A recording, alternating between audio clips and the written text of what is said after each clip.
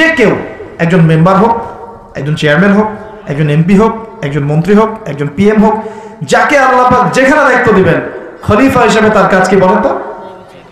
ফাহকুম বাইনান নাস বিল হক, সত্য ন্যায়ের মানদণ্ডে মানুষের মাঝখানে বিচার ফয়সালা করবে, বাস এটা আপনার কাজ। নেতৃত্ব দিলে দোষের কিছু নাই, নেতৃত্ব পেলেও দোষের কিছু নাই, কিন্তু ফাংশনটা কি, একজন খলিফার কাজটা কি? আবু বকর সিদ্দিক কেমন খলিফা ছিলেন, ওমর কেমন ছিলেন, ওসমান কেমন ছিলেন, আলী কেমন ছিলেন রাদিয়াল্লাহু আনহুম আজমাইন? তারা এই আয়াতের উপর আমল করতেন, ফাহকুম বাইনান নাস বিল হক, মানুষের মাঝখানে ন্যায় বিচার করো।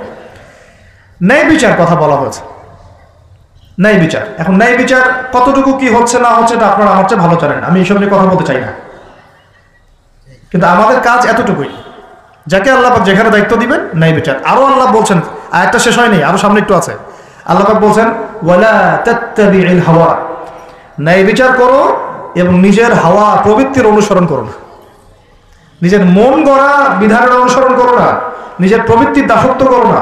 যদি করো তাহলে কি হবে? ইউদিল্লাকা আন সাবিলিল্লাহ, তাহলে আল্লাহ পাকের এই সরল পথ থেকে ওই প্রবৃত্তির অনুসরণ তোমাকে বিচ্যুত করে দিবে। কার কথা এগুলো? আল্লাহর কথা। ইন্নাল্লাযীনা ইউদিল্লুনা আন সাবিলিল্লাহ, পরের আয়াত, নিশ্চয়ই যারা আল্লাহ পাকের সরল পথ থেকে বিচ্যুত হয়ে গেছে, লাহুম আযাবুন শাদীদ, তাদের জন্য কঠিন শাস্তি আছে। আযাবুন শাদীদ মানে কঠিন শাস্তি আছে, বিমা নাসু ইয়াউমাল হিসাব, এই কারণে যে তারা হিসাবের দিনটা ভুলে গিয়েছে। এই দুইটা আয়াত শোনাই দিলাম আপনাকে। আল্লাহ পাক যাকে যেখানে দায়িত্ব দিবেন সবসময় এই দুইটা আয়াত মাথায় রাখবেন, যে আল্লাহ পাক আপনাকে দাউদ আলাইহিস সালামের মতো কাজ দিয়েছেন, আল্লাহ পাক আপনাকে আদম আলাইহিস সালামের মতো কাজ দিয়েছেন। যাকেই দেখ, X Y Z whoever he is, এটা আমাদের দেখার বিষয় না। আমরা ধর্মতাত্ত্বিক দৃষ্টিকোণ থেকে শুধু মূলনীতিগুলো বলবো। তাহলে এখানে খলিফার কাজ কি বুঝতে পারলাম? মানুষের মাঝে ন্যায় বিচার প্রতিষ্ঠা করা, প্রবৃত্তির দাসত্ব না করা। যদি করি তাহলে কঠিন শাস্তি অপেক্ষা করছে। এখন আসেন, আল্লাহ নবী সাল্লাল্লাহু আলাইহি ওয়াসাল্লাম কি এই আয়াতের উপর আমল করে যান নাই? গিয়েছেন না যান নাই? তার জীবদ্দশায়, তার 23 বছরের এই নববী জীবনে কেউ কখনো জুলুমের শিকার হয়েছিল? বলেন তো, কেউ বলতে পারবে বুকে হাত দিয়ে যে একজন মানুষ জুলুমের শিকার হয়েছে? তার রেখে যাওয়া ইসলামের এই প্ল্যাটফর্মের উপরে আবু বকর সিদ্দিক শাসন চালিয়েছেন 2.5 বছরের মতো। আবু বকর সিদ্দিকের সময় কি কেউ জুলুমের শিকার হয়েছিল? তিনি কি এই আয়াতগুলোর উপর আমল করেছিলেন না করেন নাই? তাহলে তিনি একজন সফল খলিফা ছিলেন। আমরা খলিফা এবং খেলাফা দুটার ব্যাখ্যা বুঝতে পারলাম। যে খলিফা আল্লাহ পাকের বিধান মেনে বিচার ফয়সালা করে, ওই শাসন ব্যবস্থাটাকেই বলা হয় খিলাফা। এটা নতুন কোন মৌলবাদী শব্দ নয়, আমরা ভুল বুঝি, আমাদেরকে ভুল বোঝানো হয়। একজন খলিফা যে আল্লাহ পাকের বিধান অনুযায়ী বিচার ফয়সালা করে, তার ওই শাসন ব্যবস্থাটাকে বলা হয় খিলাফা, যেটা আসবে সামনে ঈসা আলাইহিস সালামের হাতে। এখন আপনি সর্বোচ্চ পর্যায়ে যান বিশ্বের, ইউনাইটেড নেশনস, এখানে খিলাফা কায়েম আছে? অনেস্টলি বলেন, এখানে কি আল্লাহর বিধান দিয়ে বিচার ফয়সালা করা হয়, নাকি ওদের পশ্চিমাদের মন করা বিধান দিয়ে করা হয়? 100-200 কেন, একদিনে যদি 1000টা বাচ্চাকেও বোম মেরে হত্যা করে দেয়, তারপরে ওরা ইসরায়েলের পাশেই থাকবে, বলবে আমরা আমাদের বন্ধুর পাশে আছি। আমাদের যদি এর পরেও চোখ না খুলে, তাহলে নিশ্চিত আমরা ইন্টারনালি ব্লাইন্ড, আধ্যাত্মিকভাবে অন্ধ হয়ে গেছি। আর যারা অন্ধ তারাই তো অন্ধ দাজ্জালের অনুসরণ করবে। আমি জানি আমাদের উপরের লেভেলে যারা আছেন তারা এগুলো সব ভালো করেই বোঝেন, কিন্তু পরিবেশ পরিস্থিতির কারণে অনেক সময় তারা সত্য কথা বা সাহস করে অনেক কিছু বলতে পারেন না, কারণ তারা অবশ্যই বোঝেন, তারা মুসলিম পরিবার থেকে এসেছেন। আমাকে বলেন, তাদের যে সিস্টেম, এই সিস্টেমের মধ্যে যে অর্থ ব্যবস্থাটা আছে, এটা সুদ ভিত্তিক না সুদ বিবর্জিত? তাহলে এটা কি আল্লাহ পাকের কোরআনের সাথে গাদ্দারি হয়নি? তাহলে ওর আন্ডারে থাকলে কি আমরা সত্যিকারের খেলাফা কায়েম করতে পারবো? সম্ভব না। ও যে মিডিয়াগুলো চালায়, এই মিডিয়াতে ও যা মানুষকে বোঝায় তাই। একজন মুসলমানকে যদি ও সন্ত্রাসী রূপে উপস্থাপন করে, সারা বিশ্ব বলে হ্যাঁ ও সন্ত্রাসী। একজন ব্যক্তি, আমি নাম মেনশন করছি না, গণহারে মানুষ হত্যা করেছে, তাকে শান্তিতে নোবেল পুরস্কার দেওয়া হয়েছে। এই হলো ওদের চরিত্র। মিডিয়া, ওদের পলিটিক্যাল সিস্টেম, ব্যাংকিং সিস্টেম, ওদের প্রযুক্তি, এগুলো কোনটা মুসলমানের স্বার্থে? কোনটা কি মুসলমানের স্বার্থে? সবগুলো করেছে ওদের স্বার্থে। ওখানে গিয়ে আমরা সর্বোচ্চ কি করতে পারি? আমরা হয়তো ওই যে ফিদেল ক্যাস্ট্রোর মতো একটা ভাষণ দিতে পারবো, অথবা ওই গাদ্দাফির মতো একটা ভাষণ দিতে পারবো। যারাই সেখানে দাঁড়িয়ে লম্বা লম্বা লেকচার দিয়েছে, গরম গরম বক্তব্য দিয়েছে, ওদের সবাইকে হয় মেরে দেওয়া হয়েছে না ওদের ক্ষমতাচ্যুত করা হয়েছে। আমাদের চোখ কবে খুলবে? এটা একটা কুফরি শক্তি। এটা এই পৃথিবীর সবচেয়ে বড় শিরক, সবচেয়ে বড় তাগুত, সবচেয়ে বড় কুফর। এর গোড়ায় গিয়ে আমাদেরকে আঘাত করতে হবে, এবং সেই আঘাতটা আমরা করতে পারবো না, আমরা জানি। সে আঘাতটা করবে ইমামুল মাহদী এবং ঈসা আলাইহিস সালাম। আমি জানি আমরা কিছু করতে পারবো, এবং আমি আপনাকে করতেও বলছি না কিছু, ভবিষ্যৎটা বলে দিচ্ছি ইনশাআল্লাহ। এই বৈশ্বিক এই শিরক আর কুফর তাগুতের গোড়ায় শেকড়ে আঘাতটা করবে কে? ইমামুল মাহদী এবং ঈসা আলাইহিস সালাম। তারপরে আবার জেরুজালেম থেকে বিশ্ব শাসন হবে ইনশাআল্লাহ। তখন প্রত্যেকটা মুসলমানের হক অধিকার রক্ষা করা হবে। তখন মুসলমানরা এইভাবে মাথা নত করে বাঁচবে না, মাথা উঁচু করে বাঁচবে ইনশাআল্লাহ। এত সহজ যে মুসলিম বাচ্চাদেরকে মুম্বাইয়ে হত্যা করে ফেললো। আমি আপনাদেরকে দলিল দিলে রাত 2টা-3টা বেজে যাবে। একজন সাহাবীর হত্যার প্রতিশোধ নেওয়ার জন্য নবী সাল্লাল্লাহু আলাইহি ওয়াসাল্লাম 30,000 সৈন্যবাহিনী রেডি করে রোমানদের বিরুদ্ধে যুদ্ধ করতে পাঠিয়েছে। কজন সাহাবী? আবার একজন দিনী বোন, মুসলিম রমণী মহিলা সাহাবীর ইজ্জতের বিনিময়ে পুরা বনু কুরাইজার সাথে নবী যুদ্ধ করেছেন। নবী একজন রাষ্ট্রদূত পাঠিয়েছিলেন, খ্রিস্টানরা ওই রাষ্ট্রদূতকে হত্যা করেছিল। ওই একজন সাহাবীকে হত্যার প্রতিশোধ নেওয়ার জন্য আল্লাহ নবী সাল্লাল্লাহু আলাইহি ওয়াসাল্লাম মুতার যুদ্ধে চলে গিয়েছেন। কি মনে করেছে মুসলমানদেরকে ওরা যা ইচ্ছা তাই করবে? যখনই মুসলিমরা ইসলামের পক্ষে কথা বলার চেষ্টা করে অথবা শক্ত অবস্থান দেখানোর চেষ্টা করে, ওরা কয়েকটা অস্ত্র প্রয়োগ করে, স্যাংশন দিয়ে দিব, তারপরে কি করব, টাকার মান কমিয়ে দিব, ভিসা বাতিল করে দিব, অনেক সমস্যা। ওদের কাছে এরকম 70 থেকে 72টা অস্ত্র থাকে, একটা একটা করে প্রয়োগ করে। স্যাংশন একটা অস্ত্র, ভিসা একটা অস্ত্র, টাকার মান ইনফ্লেশন হবে এটা একটা অস্ত্র, ঋণ দেওয়া বন্ধ করে দেবো একটা অস্ত্র, IMF এর লোন দিব না একটা অস্ত্র। এরকম অস্ত্র শেষ নাই। এগুলো আপনারা সবাই বুঝবেন না, পলিটিশিয়ানরা বুঝবেন। এই শক্তিটা, এই পুরো পশ্চিমাদের এই পুরো শক্তিটা, আমি বলছি না তাদের মধ্যে ভালো মানুষ না, এটা বলছি না। এটা যারা নিয়ন্ত্রণ করে তাদের নাম জায়নিস্ট। তারা কারা? এই জায়নিস্টরা কখনোই মুসলমানদের স্বার্থে কাজ করবে না। কশ্চিন কালেও তারা এই মুসলিম বাচ্চাদের রক্তের বদলা নিবে না। কশ্চিন কালেও তারা আমাদের এই ভাই বোনদের জীবনের মূল্য দিতে পারবে না। তারা আমাদের পক্ষে অবস্থান নিবে না। হাজার হাজার মুসলিমকে মেরে ফেলার পরেও তারা ওদেরই পক্ষে অবস্থান নিবে। এমনকি যে এগুলো নিয়ে কথা পর্যন্ত বলবে তাকে গুপ্ত হত্যা করে হত্যা করতে পারে। দ্য সিক্রেটস অফ জায়নিজম বইটা পড়ে দেখেন, হেনরি ফোর্ডের লেখা। উনি নিজেও ওদের একজন ছিলেন, বের হয়ে এসেছেন, পরে সৎপথে এসে বইটা লিখেছেন। বইটা পড়ে দেখেন, পড়াশোনা করেন। আমাদেরকে চোখ কান খোলা রেখে চলতে হবে। আমি এই মূল জায়গা থেকে আস্তে আস্তে শেষের দিকে আসতেছি, একটু মনোযোগ ধরে রাখেন। এটা হলো খেলাফা এবং খলিফার ফাংশন। এখন আবু বকর সিদ্দিক কি এটা আমল করে দেখেন নাই? উমর ইবনে খাত্তাব তার 10 বছরের শাসন, কত বছর? এই 10 বছরে আপনি একজন মানুষ দেখান যে অনাহারে মারা গেছে বা দারিদ্র সীমার নিচে ছিল, বা ওই 10 বছরে একজন মুসলিম বোনের ইজ্জত হানি করা হয়েছে, একটা বাচ্চাকে হত্যা করতে পেরেছে, বা একজন মুসলিম ভাইকে অন্যায়ভাবে হত্যা করেছে, বা শুধু মুসলমানদের উপরে গরম গরম কথা পর্যন্ত বলেছে, একটা দলিল খালি দেখা হবে। 10 বছরে আপনি দেখাতে পারবেন না। বরং মানুষ চাকরি ছেড়ে দিচ্ছে এসে, ইয়া আমিরুল মুমিনিন, আমার কোর্টে তো মামলাই আসে না, আমাকে অযথা বেতন দেন কেন? এই যে বর্তমান রাষ্ট্র ব্যবস্থার কাঠামো, এটা ওমর রাদিয়াল্লাহু আনহু দিয়েছেন। তার জীবনী পড়ে দেখেন, ইতিহাসগুলো পড়ে দেখেন। এখন এই 10 বছর যদি এভাবে চালানো যায়, তাহলে আমরা কেন এখন দুর্বল হচ্ছে? আরো সামনে যান, ওই 10 বছরে ওমর রাদিয়াল্লাহু আনহু এই বাইতুল মুকাদ্দাসও জয় করেছিলেন, মনে আছে? উটের পিঠে তিনি একবার চলেছেন, তারপর ভিত্তকে উঠিয়েছেন। ওটা নিয়ে কাজী নজরুল ইসলাম কবিতা লিখেছিলেন। এগুলো তো এখন নাই। কবিতাটা, এটা তো আমিরুল মুমিনিন কবিতা ছিল না একটা আগে, ওটা তো এখন আপনারা পড়তে পারেন না। কেন পড়তে পারেন না এটা আপনারা বুঝবেন।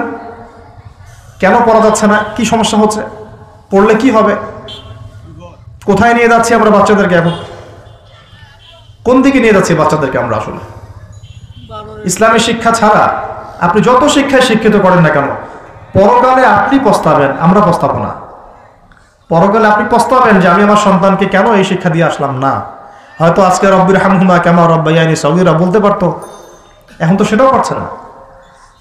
উসমান রাদিয়াল্লাহু আনহু খেলাফতের পর আরো 12 বছর, কত বছর?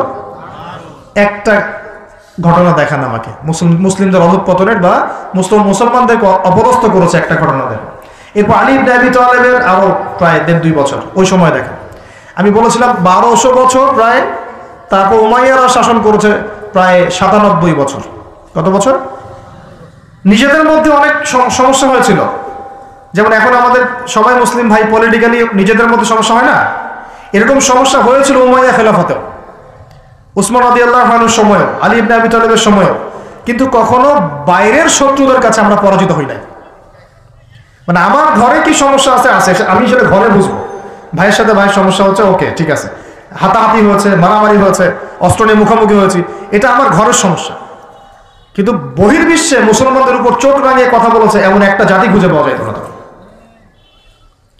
97 বছর উমাইয়ারা করেছে। তারপরে আব্বাসীয়রা এসেছে, আব্বাসীয়রা এসে প্রায় 550 বছর চালিয়েছে। কত বছর? এর পর আসছে মামলুক, তারপরে ফাতেমিরা, ওইদিকে কর্ডোভাতে ছিল ইসলামিক খেলাফত, ওই আন্দালুসিয়ায়, এখনকার স্পেন, ইতালি, এগুলো সব আমাদের ছিল। তারপরে সালাহউদ্দিন আইয়ুবী রাহিমাহুল্লাহ, আইয়ুবী শাসন এসেছে। তারপরে জেঙ্গিদের শাসন এসেছে, মোগলদেরটা জানেন আপনারা, আফগানদেরটা জানেন, এমনকি হিন্দুস্তান পর্যন্ত দেখেন নাই, এটা পুরো আমাদের আওতাভুক্ত ছিল এক সময়, ইংরেজরা আসার আগ পর্যন্ত। এভাবে বিশ্ব এগিয়ে গেছে ইসলামের হাত ধরে।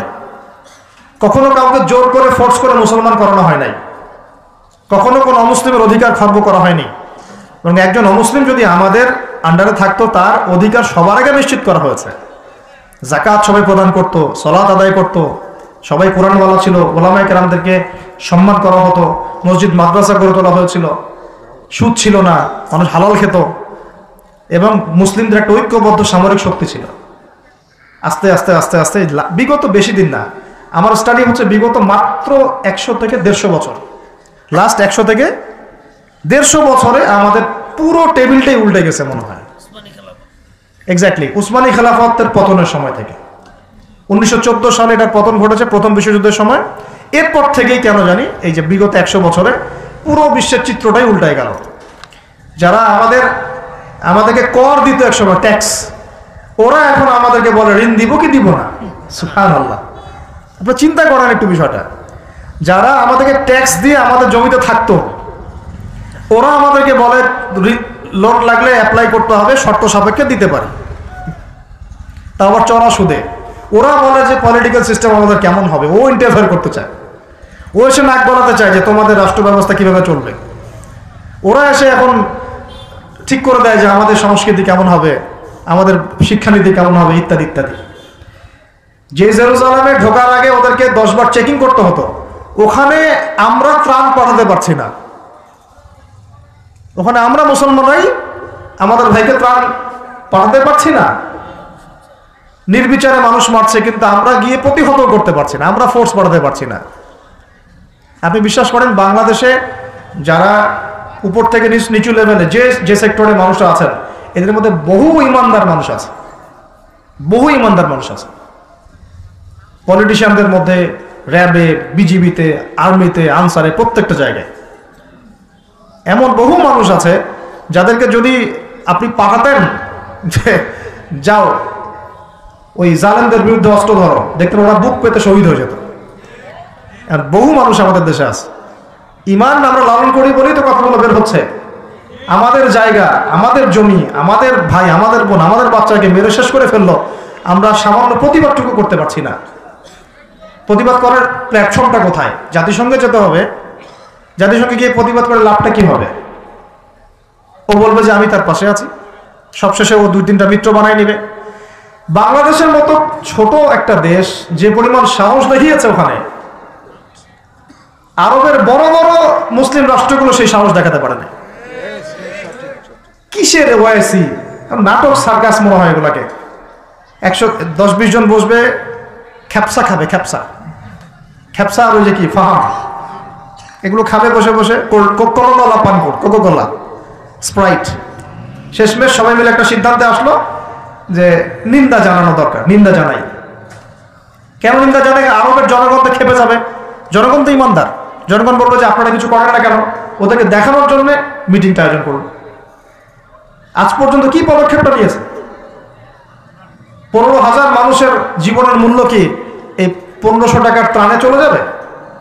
এত ত্রাণ দিলেই হয়ে যাবে? কেউ কেউ তো বর্ডার পর্যন্ত বন্ধ করে রেখে দিচ্ছে যে এখানে আসতেও দিব না। এই হিস্ট্রি 1 দিন 2 দিনের না, আমি এক মিনিটে বলতে পারবো না। আপনারা ডক্টর রাগিব সারজানি এবং ডক্টর আলী মোহাম্মদ সাল্লাভি তাদের ইতিহাসের বইগুলো পড়েন, ফিলিস্তিন নিয়ে বহু কিতাব আছে।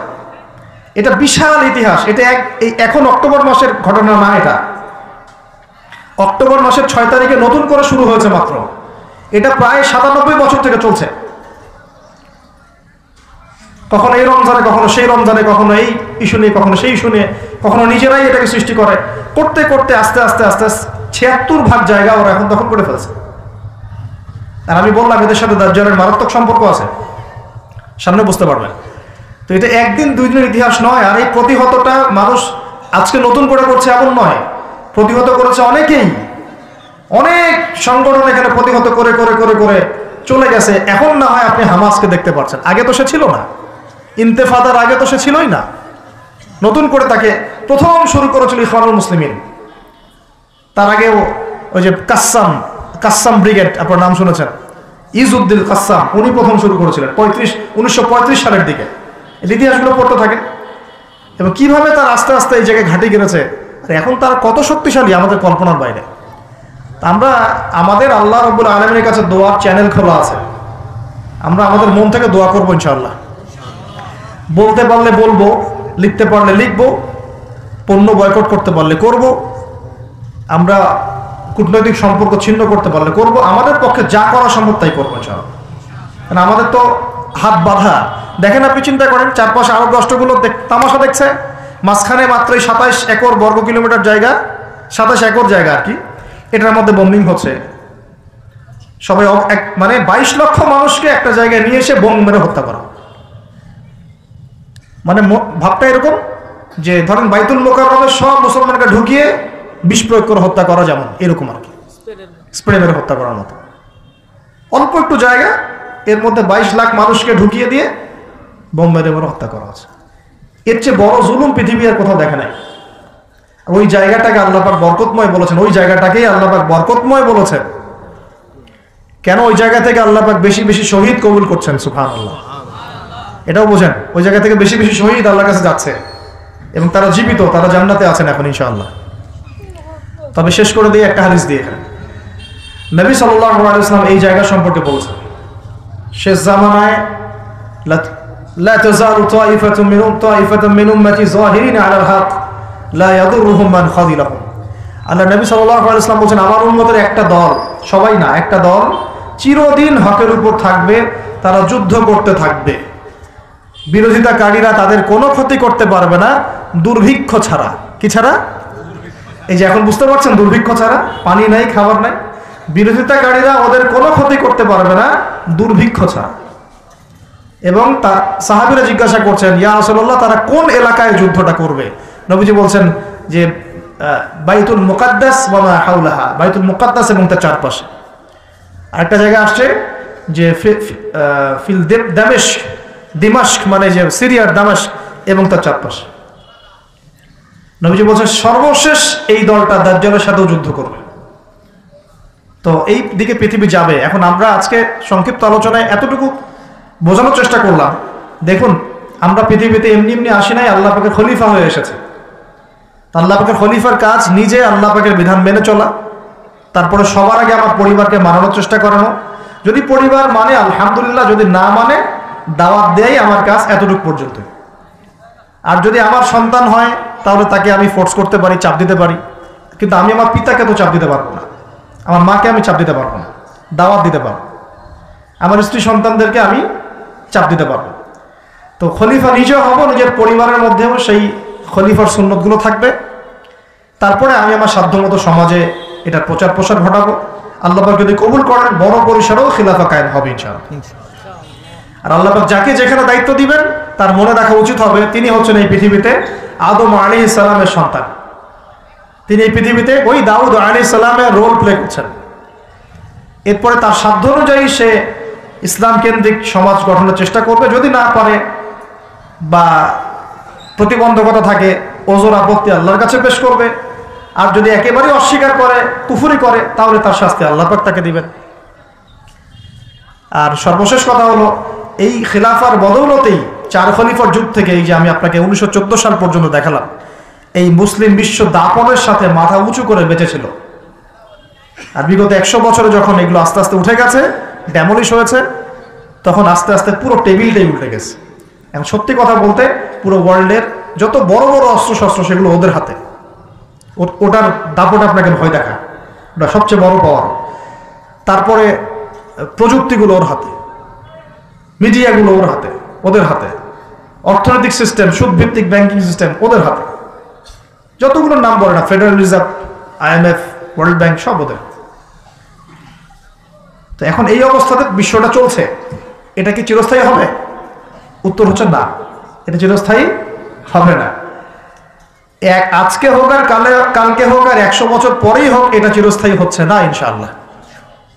কখন চিরস্থায়ী হবে না? যখন একটা প্রজন্ম গড়ে উঠবে, যেই প্রজন্ম তাদের মুসলিম বীর সেনাদের ইতিহাস জানে, শেকড় চিনে, যেই প্রজন্ম 5 ওয়াক্ত নামাজি, মাশাআল্লাহ, তাহাজ্জুদ গোজার, হালাল খায়, যে যারা আদর্শ পরিবার করার চেষ্টা করে, যারা সৎ কাজে আদেশ করে, অসৎ কাজে নিষেধ করে, যারা ইউনাইটেড, ঐক্যবদ্ধ, বিভক্ত না, যারা আল্লাহর বিধানের সামনে মাথা পেতে দেয়, অন্য কোনো তাগুতি বিধান তারা মেনে চলে না, যারা ইসলামটাকে আবারও বিশ্ব বিজয়ী করার ফিকির করে, চিন্তা করে, ওইভাবে কাজ করে, ইনশাআল্লাহ ওই রকম প্রজন্ম যখন আসবে তখন বিজয় দেখতে পারবো ইনশাআল্লাহ।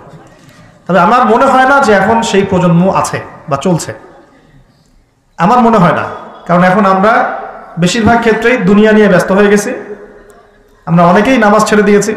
কোরআন তো মাশাআল্লাহ আমরা বললাম প্রথমে যে অনেকেই পড়তে জানি না, সুন্নাহ মাফিক জীবনযাপন করছি না। পরিবার তো আসলে কি বলবো, নিজের বলতে নিজেরই খারাপ লাগে। অনেক পরিবার এখন জাহান্নামের টুকরা হয়ে গেছে, জাহান্নামের টুকরা হয়ে গেছে। সৎ কাজে আদেশ সবাই করছি না, অসৎ কাজে নিষেধ সবাই করছি না। ভাইয়ে ভাই আমরা গোশত খাওয়া নিয়ে ব্যস্ত হয়ে আছি, খালি মারামারি, কাটাকাটি, দাঙ্গা হাঙ্গামা। এমনকি দাড়ি টুপিওয়ালা মানুষরাও এখন একে অপরের গোশত খাচ্ছে বসে বসে। অনেকেই কে কার ভুল ধরতে পারবে, কে কাকে অপদস্থ করতে পারবে, কে কাকে জাতির সামনে ছোট করতে পারে, মানে এগুলোই মনে হচ্ছে আমাদের কাজ। অথচ আমরা মূল লক্ষ্য থেকে কোথায় সরে গেলাম, মূল লক্ষ্যটা থেকে কত দূরে সরে গেলাম। আল্লাহ পাক আমাদেরকে সেই মূল বিষয়গুলো বোঝার তৌফিক দান করুন। ঘরের পাশে আগুন লাগলে কি ভাই আপনি এখানে ভাইয়ে ভাইয়ে তর্ক করবেন? আগুন আগে নিয়ে ভাবো। পুরো বিশ্বে আগুন জ্বলে গেছে, আগুন জ্বলছে পুরো বিশ্বে। তারা অঘোষিত ক্রুসেড রচনা করেছে, অঘোষিত, ঘোষণা দিয়ে রচনা করে নেই, ভিতরে ভিতরে অঘোষিত ক্রুসেড রচনা করেছে। ওরা একটা জিনিসই চিনে যে লা ইলাহা ইল্লাল্লাহ কালিমা কে পড়ে ওকেই ধরতে হবে। ওদের চিন্তা এরকম। সবার না, আমি বলছি ওদের মধ্যে সবাই খারাপ তা বলছি না, কিন্তু জায়নিস্টদের কথা বলছি আমি। আপনাকে দেখবেন আপনি শিয়া না সুন্নি, আপনি আহলে হাদিস না হানাফি, আপনি শাফিঈ না হাম্বলি, আপনি বাংলাদেশি না পাকিস্তানি, এগুলো কিছু দেখতে আসবে না। ওরা শুধু চিনে একটা কালিমা লা ইলাহা ইল্লাল্লাহ মুহাম্মাদুর রাসূলুল্লাহ। যারাই পড়ছে এদেরকে ধরো, টার্গেট করো। তারা মুসলিম এবং ইসলামকে মিটিয়ে ফেলতে চায়। আল্লাহ পাক কোরআনে এটা বলেছেন, ইউরিদুনা লিইউতফিউ নূরাল্লাহি বিআফওয়াহিহিম। তারা আল্লাহ পাকের এই নূর মানে কোরআন, হাদিস, ইসলাম, এটাকে মুখের ফুৎকারে নিভিয়ে ফেলতে চায়। আল্লাহ বলছে আল্লাহু ইউতিম্মু নূরাহ, কিন্তু আল্লাহ পাক তার নূরকে প্রজ্বলিত করবেন। ওয়ালাউ কারিহাল কাফিরুন, যদিও এই কাফেররা এটা পছন্দ করে না। মানে এটা প্রজ্বলিত করার দায়িত্ব আল্লাহ পাকই নিয়েছেন। কখন হবে? 2-3টা আয়াত বলে শেষ করে দেই খালি। আল্লাহ পাক বলেছেন ইন তানসুরুল্লাহ ইয়ানসুরুকুম, তোমরা যদি আল্লাহকে সাহায্য করো, মানে তোমরা যদি আল্লাহর দ্বীনকে সাহায্য করো, তাহলেই আল্লাহ তোমাদেরকে সাহায্য করবেন। এমনি এমনি সাহায্য নামবে না। এই যুগটা আবরাহার যুগ না, যে আবরাহা হস্তি বাহিনী নিয়ে হেঁটে যাবে আর আসমান থেকে পাখি আসবে ঝাঁকে ঝাঁকে, আবাবিল তৈরন আবাবিল নেমে আসবে। এটা সেই যুগ না। এখানে আপনাকে আপনার রিজিকের ফয়সালা যেমন নিজেকে করতে হয়, কাজ করতে হয় না, না আকাশ থেকে মান্না সালোয়া পড়ে, রিজিক আল্লাহ দেন, কাজ আমাকে করতে হয়। ঠিক একইভাবে দ্বীন প্রতিষ্ঠার ক্ষেত্রে ওইভাবেই কাজ না করলে আল্লাহ রাব্বুল আলামিন আসমান থেকে বিজয় দিবেন না। ইন তানসুরুল্লাহ ইয়ানসুরকুম, তোমরা যদি আল্লাহকে সাহায্য করো তবেই আল্লাহ তোমাদেরকে সাহায্য করবেন। ওয়া ইউসাব্বিত আকদামাকুম, তোমাদের পা আল্লাহ পাক সুদৃঢ় করে দিবেন ইনশাআল্লাহ। সুবহানাল্লাহ। আরো বলেছেন আল্লাহ পাক, ইন্নাল্লাহা লা ইউগাইয়িরু মা বিকওমিন, আল্লাহ পাক কোনো কওমের অবস্থা ততক্ষণ পরিবর্তন করেন না। শুনে নেন, আল্লাহ পাক কোনো কওমের অবস্থা ততক্ষণ পরিবর্তন করে না হাত্তা ইউগাইয়িরু মা বিআনফুসিহিম, যতক্ষণ না তারা নিজেরা নিজেদের অবস্থা পরিবর্তনের চেষ্টা করছে। আল্লাহ পাকের কথার উপর কোনো কথা নাই, এর উপর কোনো ওয়াজি নাই, আমাদের কথাটা কিচ্ছু না, আল্লাহ পাকের কথার উপর কোনো কথাই নাই। ইন তানসুরুল্লাহ ইয়ানসুরকুম, তোমরা আল্লাহকে সাহায্য করো, আল্লাহর দ্বীনকে সাহায্য করো, আল্লাহ তোমাদেরকে সাহায্য করো। ওয়া ইউসাব্বিত আকদামাকুম, পা শক্ত করে দিবেন ইনশাআল্লাহ, কেউ টলাতে পারবে না।